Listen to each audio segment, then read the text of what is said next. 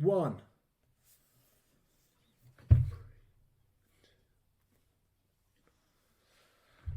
Q&A number 2. Let's go. Let's do it. We're going to quick fire this. These are so stupid, all these questions. Right, okay. What's the one thing you and Chris, what's the one thing you and Chris disagree on?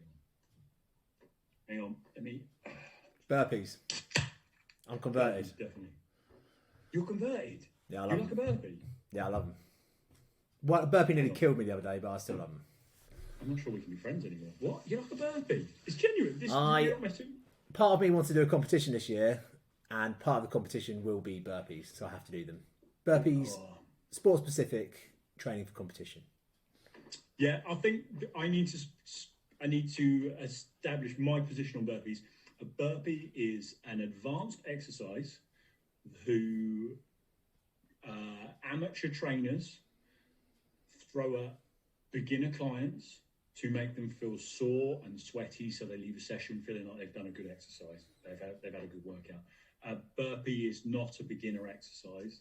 So when I see unconditioned and people who don't have the strength and mobility to do burpees doing them, I get very frustrated. Agreed. I would agree with that. Yeah, so we do agree on the thing we disagree on. Yeah. Question. This comes from Karen. Karen says, "Will Chris commit to what? The podcast." She blames you. It is my fault. Tell Karen that Chris does all the editing, all the groundwork, all the the hours of admin. Has a wife, has a kid. No, Karen, I'm back. We'll do it. Most common question you get asked by clients. Do you know what? It's always weight loss, and it really is annoying because, I think someone will try something that I've suggested. It'll probably work for a couple of days. Then it becomes hard because people get tired, people get hungry, and they look for another way of doing it that's going to be more fun, and they're going to be able to do. The trouble is, whatever method of nutrition you use for your weight loss, you're going to be tired, you're going to be hungry. So the most common question I get asked is there another thing I can try? And after trying about 10 different approaches with the same person, there's very little you can try other than you actually just have to stick to it and be in, what's the word? Suffer a little bit.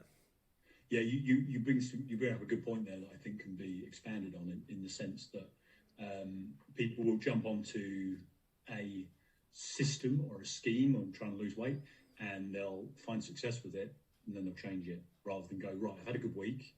How many weeks now can I stack up on top of each other as good weeks? And they'll try and change what is working. Yeah, that's a frustration. It is, because weight loss is starving your body of what it needs, right? You're in a deficit. So you are just going to be tired, hungry, grouchy, moody for a period of time whilst the weight's coming off.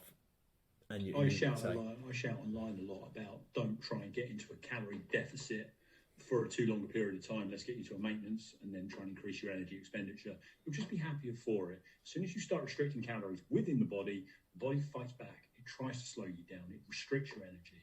I find I have a lot more success trying to get people with the maintenance calories maybe slightly below, and then try and recomp them from there. Agreed. Especially beginners. Time in success. Sorry, man, I didn't mean to cut over you. Time in deficit, time in maintenance, back into a deficit. But people don't get to the maintenance part because after a couple of days it gets too hard and they look for another way of doing the same thing. Yeah. What is your worst habit?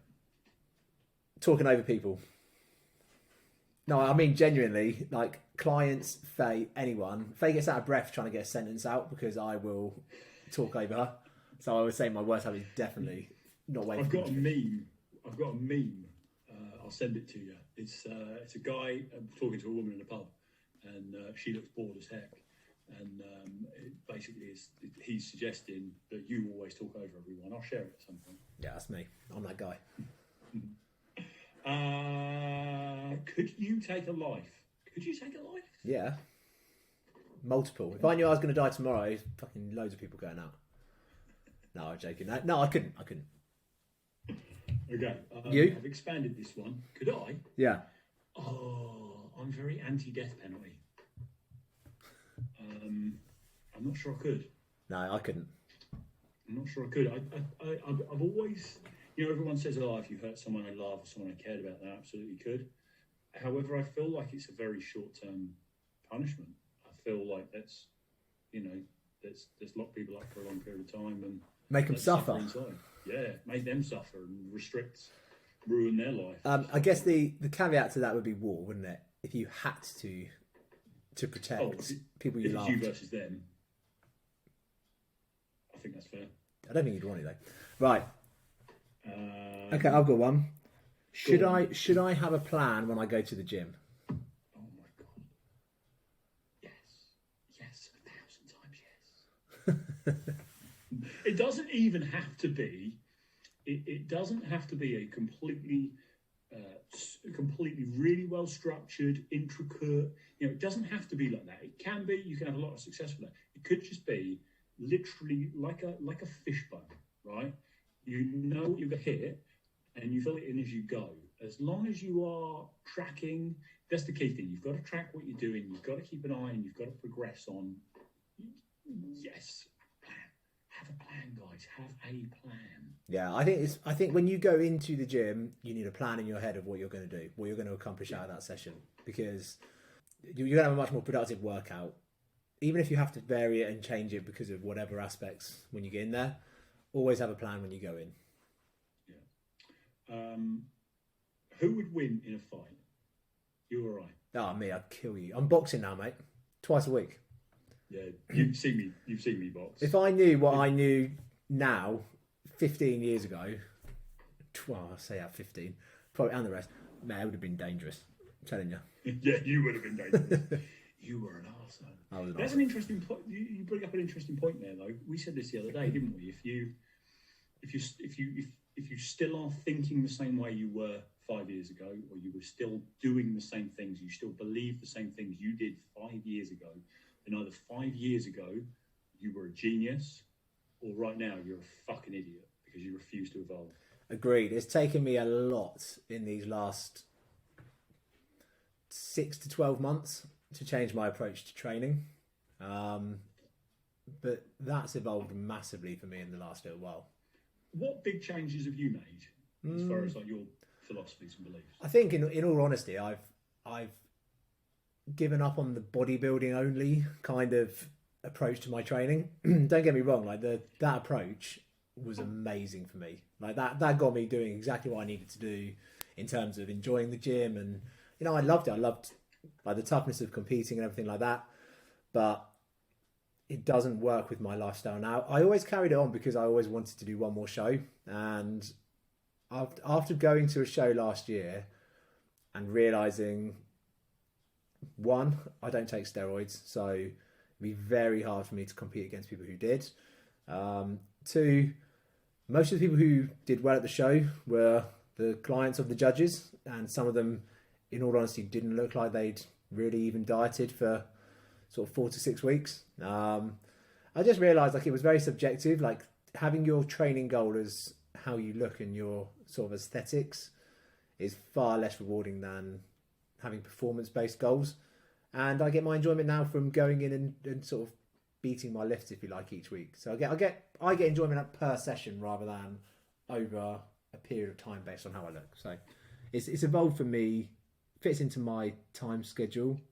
I'm not now scared of missing sessions, or what if I don't get that body part in twice this week and this and that. So I'm rambling, but basically I'm more focused on strength and conditioning, which is really what exercise is there for, rather than purely how can I get bigger.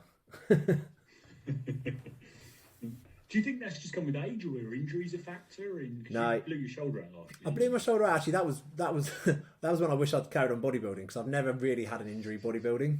And the minute I started training differently, I think I did a snatch, and my shoulder I couldn't press for about 6 months. So no, it wasn't injuries. Was it age? I think it was just a realization that I didn't want to compete anymore. So once I finally made that decision, I was like, well, now what's the best way for me to train to have the lifestyle I want? And that's just to be fit enough to perform all aspects of fitness, running, training, strength training, conditioning, everything, Yeah, when them zombies come, if you can't run, you're not much good to anyone, are you? Exactly.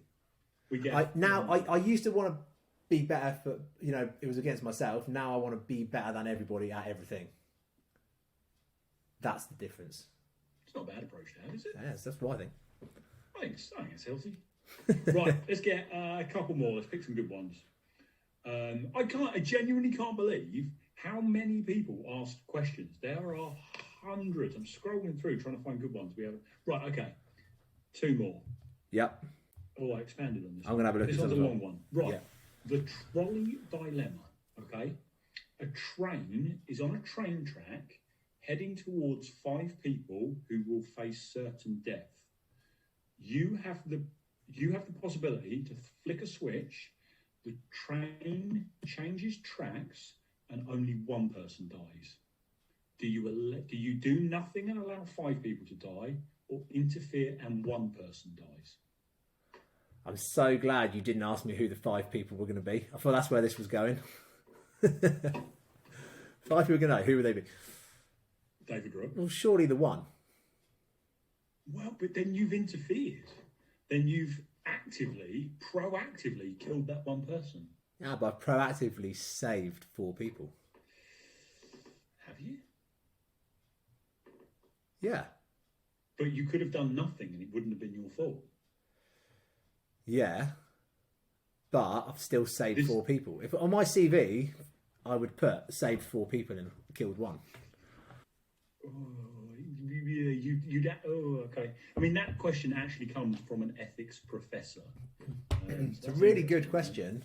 It's a good question. I'd have to save 4 people if I could, because otherwise I'd feel like I'd killed 5. Unless it's like Final Destination and they're going to die anyway. Yeah, you're playing God then, aren't you? Yeah.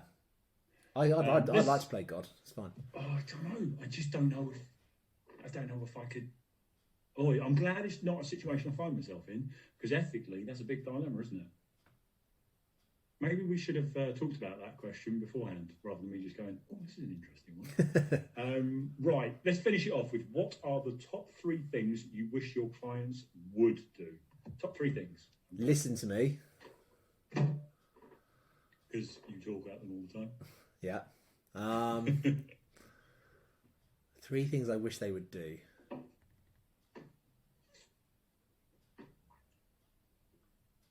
I'm going to go with go to sleep at night. Oh, okay. Yeah, we're talking about as in, yeah, okay, fitness related. Okay. Yeah, no, that's a good point. Oh, Yeah, what do you think I meant? I don't know. I was just going off on one. I don't know what they meant. But for Okay. me, we sleep at night. If you are well rested, you are going to make better decisions the next day. Okay, mine would be base the majority of your diet around whole foods, Oh, do you mean like meats, fruits, vegetables? nutrient nuts? dense food that will make you feel better, train better, sleep better. Minimally processed, micronutrient dense foods. If it comes in a packet, I'm not saying don't eat it. I'm just saying make sure that is the exception, not the rule. Yeah, agreed. So that's 2 between us. What can we think of the third So, one? sleep. I mean, I would like them to find something they enjoy doing. A lot of people, I get people sign up to come and learn strength training. They don't necessarily enjoy it. Like, don't force it. If you don't enjoy strength training, find something else. Go, find some dance classes.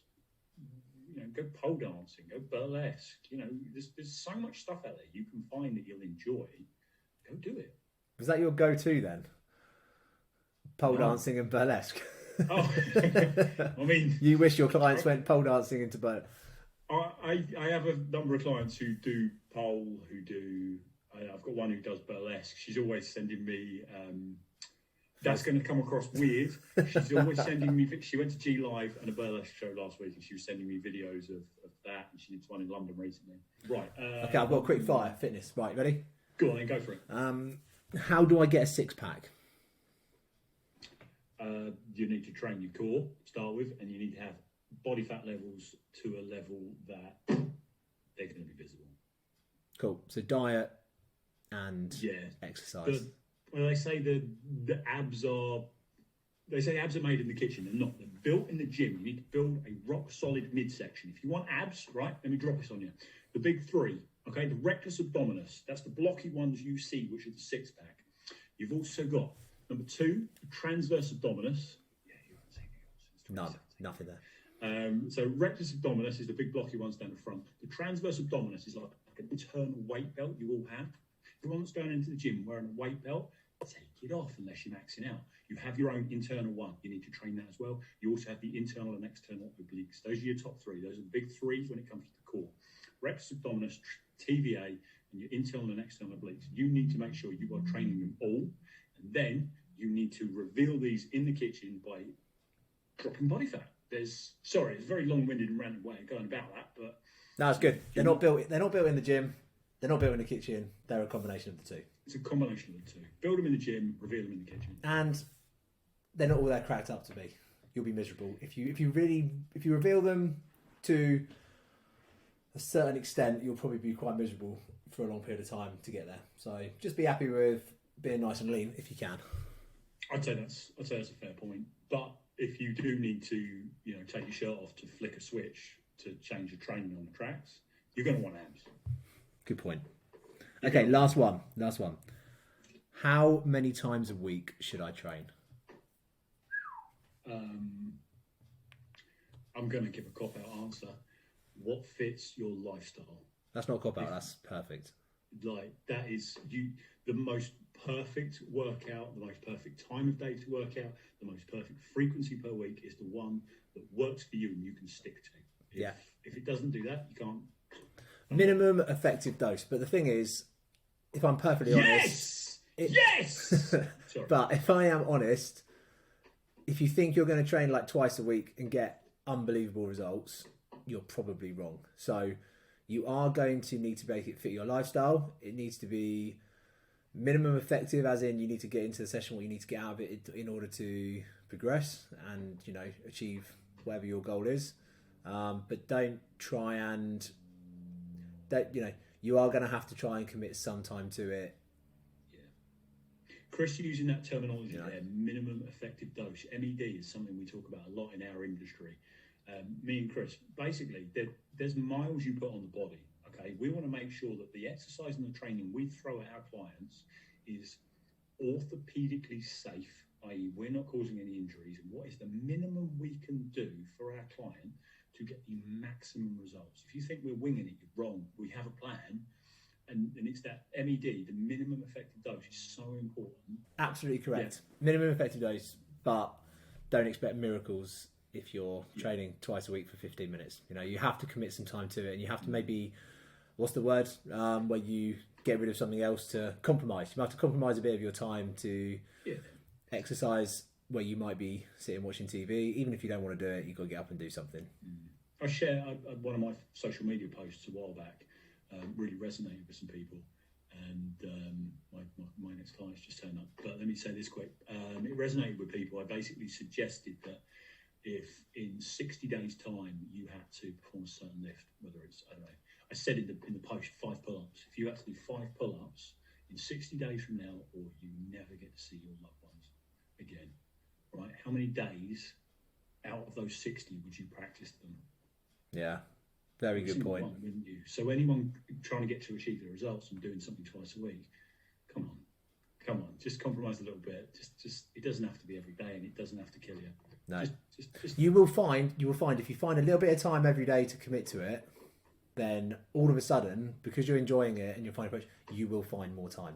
Yeah. So get yourself started, but then compromise and get yourself a good routine, and I think you'll find that you're training more than you thought you could. 100%, mate. I've got to run. Cool. Right. Enjoy your client, mate. I'll speak to you soon.